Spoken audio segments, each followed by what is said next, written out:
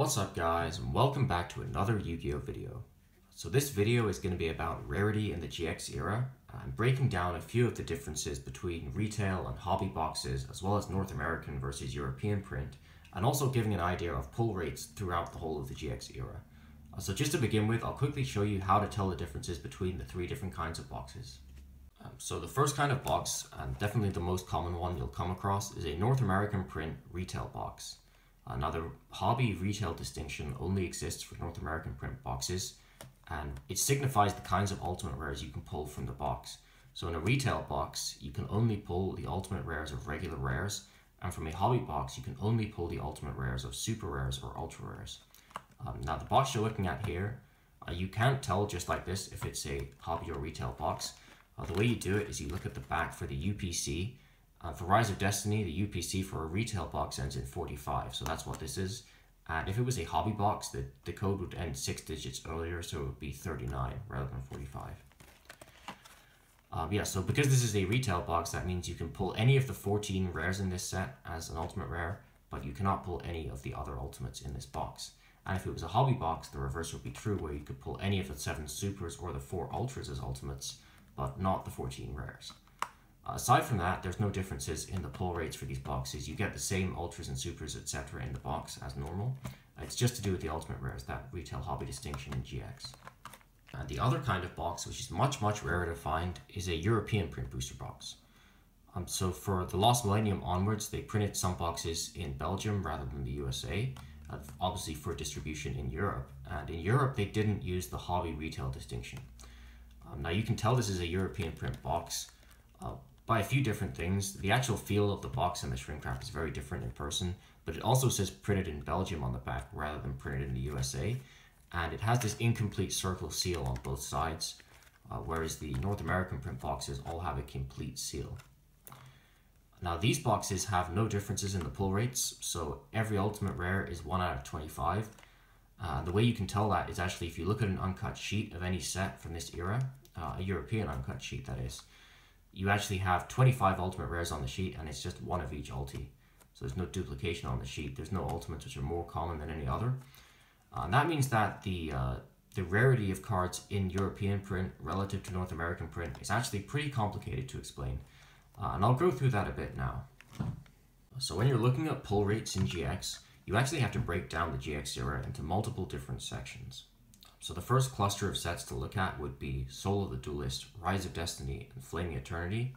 And what distinguishes these sets from the later GX expansions is actually the hobby boxes. So the retail boxes work the same as any other set. You'll have a 1 in 7 chance of pulling this Horus level 4 if you open up a retail box of Soul of the Duelist. And the reason for that is that there are 14 retail ultimate rares, and you get 2 per box, so that's a 1 in 7 chance of this card. And if you're opening a European print box from this set, that's also the same as later sets, so you'll have a 1 in 25 chance of pulling any ultimate rare when you get an ultimate. And that means you'll have a 1 in 12.5 chance of pulling this Horus level 4 or any other ultimate rare when you open a box. But the hobby boxes were actually a bit different in this set. So you would generally assume when you look at these cards that the Horus level 8, because it's an ultra rare, would have a lower pull rate as an ulti than the Horus level 6. But for the first 3 sets of GX, this wasn't actually the case. And when you look at an uncut sheet, you'll see that there's actually the same number of Horus level 8s as there are Horus level 6s on it. And that's the same for Rise of Destiny and Flaming Eternity as well. And the reason for that is that they actually just hadn't thought to introduce that extra level of rarity to the ultra ultis at this point. And that didn't come into play until the Lost Millennium. And the other thing that's different about the first few sets of GX is that you can actually get these in Unlimited as well in North American print. So when you're looking at the Lost Millennium onwards, they actually only produced retail ultimates in Unlimited, or retail products I should say really. So the tins and all the boxes and all the different kind of packs that were put into blisters and things, those are all retail packs, and they never made Hobby and Unlimited for any later sets. One last thing I should explain with the pull rates of these cards is that when you're looking at these 3, you've got a 1 in 5.5 chance of pulling either of these 2 from a hobby box of Soul of the Duelist, compared to a 1 in 7 chance of getting the Horus level 4. So that actually means your odds are better of getting a level 8 than a level 4 when you're opening the relevant box. But that doesn't mean that Horus level 8 is actually less rare than Horus level 4, because hobby boxes in general were produced in much smaller quantities than retail. So retail first edition packs come not only from retail boxes, but also from blister packs, as well as pre-release cases and things like that. So the overall number of retail packs printed is a lot higher than hobby packs, and that means that these two cards on the right are actually rarer than this Horus level 4 in terms of the overall print run, even though they're easier to pull from an individual hobby box than Horus level 4 is to pull from an individual retail box. So I hope that gives you an opening idea of kind of how the print runs and pull rates compare between these cards. Alright, so moving on to the next era of GX sets. This covers all of the sets from the Lost Millennium right up to Strike of Neos. And what changed with these sets is how the hobby boxes worked in North American print. So starting with the Lost Millennium, super ultimate rares like this Winged Karibo became much easier to pull than ultra ultimate rares like this Ancient Geogolum. So each uncut sheet of hobby print, the Lost Millennium, has 30 ultimate rares on it. And out of those 30, 26 of them are supers and 4 of them are ultras. Now there are 7 supers in a set and just 4 ultras. So what that means is you have a 1 in 15 chance of pulling a particular ultra ultimate rare out of a hobby box like this Ancient Geogolum, whereas you have almost a 1 in 4 chance of pulling a particular super ultimate rare like this Winged Karibo out of the same box. So your pull rates for this are actually pretty decent, but for the Ancient Geogolum, you can open an entire hobby case of the Lost Millennium and not get a single ultimate rare Ancient Geogolum, which is pretty brutal. And then just comparing that again to the retail ultimates, these are still 1 in 7 out of a retail print box. What's important to note for a lot of sets is that they printed a huge amount of retail compared to hobby, specifically for the pre-release boxes. So they made these huge pre-release cases which have like 100 or 200 packs in them each, and there's still a lot of them floating out there to this day. And all of those packs can only contain retail ultimates like this Ancient Gear Beast, and you can never pull an Ancient Gear Golem or a Winged Karibo out of those under any circumstances. So again, in terms of difficulty to pull, the Winged Karibo is the easiest to pull from the specific box that you're looking at if it's a hobby box. But in terms of overall print run, the Winged Karibo would have a much smaller print run still than any retail ultimate. The other thing I want to quickly mention here is how the rarity of Europrint cards compares to North American print. So if you're looking at this Ancient Geogolum, this one here is a European print. This actually has a higher pull rate in a European print box than it does even in a hobby print North American box. And on top of that, you can pull it out of any European print box that was made. So any box in the entire print run of European print cards can contain this card, whereas in the North American print, the vast majority of products cannot, because only hobby boxes can get it. So when you look at something like an Ancient Geogolum, the actual overall print run size is pretty similar between North American print and European print. I'd say European print is slightly rarer, but it does not reflect the difference in print run size between the overall North American and European runs, because of how differently those pull rates are skewed. But that changes a lot when you look at a retail ultimate, because for European print, the Ancient Gear Beast is just as rare as the Ancient Gear Golem, and there's no difference to how many of them they printed, like there is with North American, where they made way more retail boxes than anything else. So whereas perhaps in European print, the Ancient Gear Golem might be, let's say, 2 times rarer in European print than in North American print, if that's the correct number, then relatively speaking, the Ancient Gear Beast would probably be more like 10 times rarer than the North American print version, because of how many retail packs were produced in North American print relative to how many European print packs were produced overall. So that's a quick demonstration of, I guess, how the print runs compare to each other. And what I'm also going to do now is break down the absolute numbers, just to give an idea of how hard some of these things are to pull.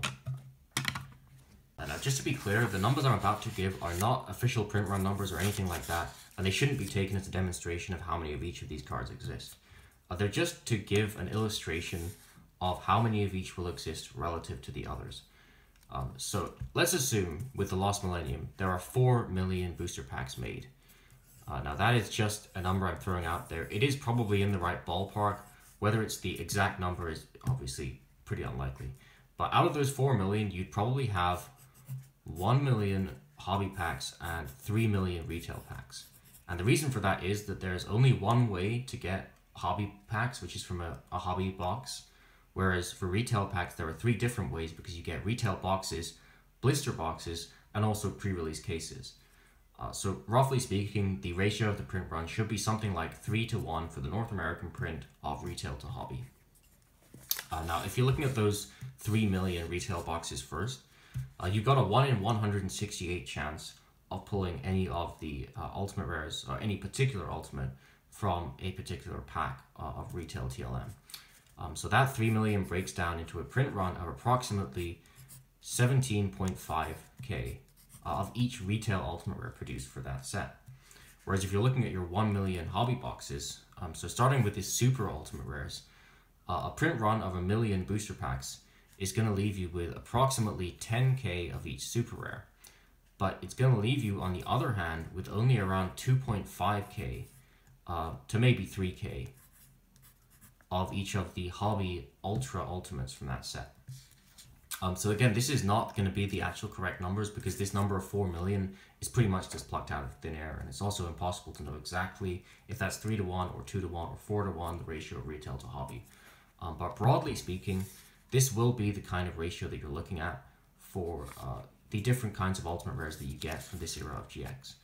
So retail ultimates will be the most common, which is what you'd expect, with almost 20,000 of each produced. Super rares will be a little less than twice as rare as that for the ultimate rare versions of them.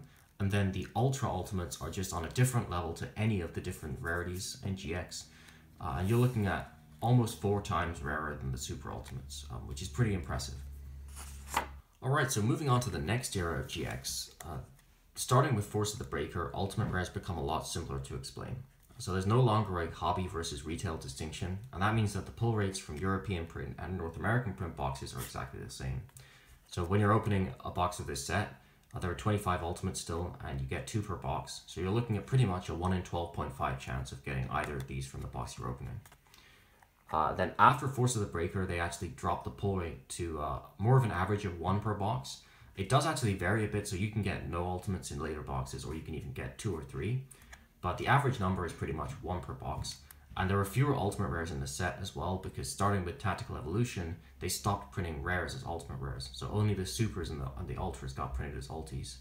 And then starting with Phantom Darkness, they actually stopped printing even the supers as ultimate rares. And it's literally just the ultras, which there are 10 up per set for those sets. So relatively speaking, you still get a pretty similar pull rate of a particular card, because you only get 1 ultimate per box and there are 10 ultimates. So that's 1 in 10 boxes compared to 1 in 12.5 boxes for Force of the Breaker. But pretty much there's not too much to discuss in terms of ultimate rares. And we are pretty near the end of the video now, but I'll just quickly go over ghosts and secret rares as well while we're on these sets. So starting with Strike of Neos, they introduced secret rares to the TCG again, and then starting with Tactical Evolution, they introduced ghost rares for the first time as well. Now ghost rares are often considered the highest rarity cards from GX, but what's actually kind of funny is when you break down the pull rates, because there's only 1 of these per set, they're not actually the hardest cards to pull in the GX era. So you're looking at 1 per case was the pull rates for all ghosts from this era, which means 1 out of 288 booster packs.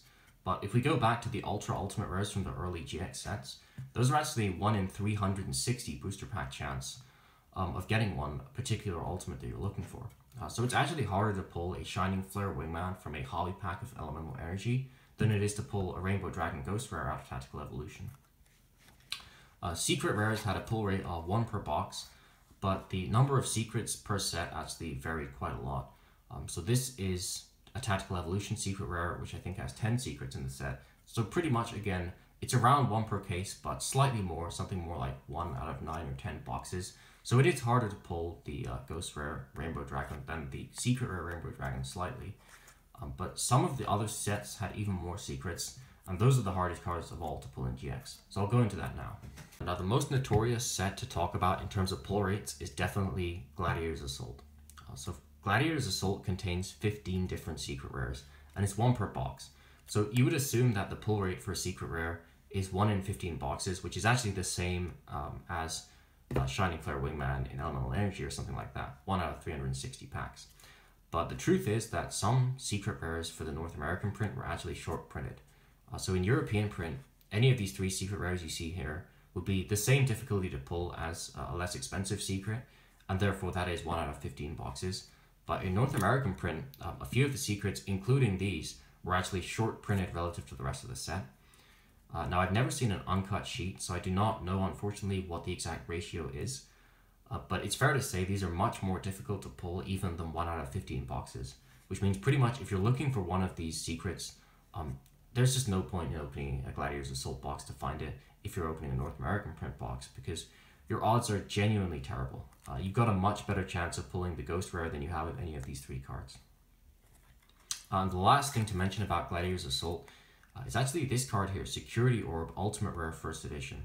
Now, I've never been able to find out what the story behind this card is, but this card does not exist in North American print. It's only available in European print boxes. So you can pull it as an Ultra in a North American box, but as an Ultimate, it just doesn't exist. That card literally was missed out of the set. I assume it may have been an accident because I can't see any reason why that would happen otherwise, and there's no other precedent for it elsewhere in the TCG. But the result is that this card, which probably otherwise would be a pretty worthless Ultimate, is by far the hardest Ultimate Rare card to find in the set. And in gradable condition, it's more or less impossible because European Gladiator's Assault has very bad print quality. But it's just one of those interesting quirks that I thought it would be worth mentioning in this video. Alright, and with Gladiator's Assault out the way, that's pretty much everything I had for this video. So I know there was definitely a lot of information contained in this video, and it may have been a little bit complicated to follow at times or to keep up with, but I hope that it was informative nonetheless and that you were able to learn something from it. Pull rates in GX are definitely a very complicated topic, and they're much more difficult to understand than the OG era where everything's very simple and all ultra rares are the same rarity, all super rares are the same rarity, etc. But yeah, I hope you guys enjoyed the video. I hope you learned something. And with that said, this is Schloss signing out, and I'll see you guys in the next video.